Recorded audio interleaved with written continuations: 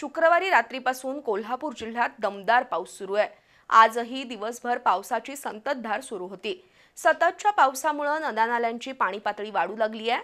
आज सायंकाळी 5च्या सुमारास पंचगंगा नदीची पाणी पातळी राजाराम बंधाऱ्याजवळ 29 फूट 5 इंचांवर पोहोचली आहे, तर 49 बंधारे पाण्याखाली गेले आहेत। काळमावाडी धरणात 20.43 टीएमसी पाणीसाठा झालाय।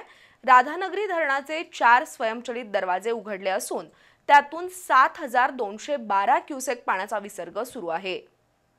सुमारे 2 आठवडे विश्रांती घेतलेल्या पावसानं शुक्रवारी रात्रीपासून जोरदार बरसायला सुरुवात केली आहे। रात्रभर मुसळधार कोसळणाऱ्या पावसानं आज दिवसभरही उसंत दिलेली नाही।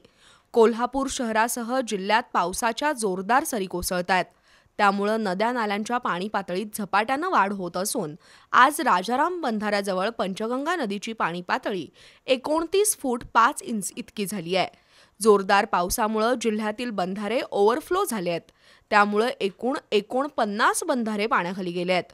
राधानगरी धरण पूर्ण क्षमतेनं भरून 4 स्वयंचलित दरवाजे उघडले होते। त्यापैकी एक दरवाजा सायंकाळी बंद झाला, मात्र सायंकाळी पावसाचा जोर पुन्हा वाढल्यानं आणखी एक दरवाजा खुला झाला। 4 स्वयंचलित दरवाजातून 7212 क्युसेक्स पाण्याचा विसर्ग सुरू आहे। पावसाचा जोर पाहता हा विसर्ग वाढण्याची शक्यता आहे।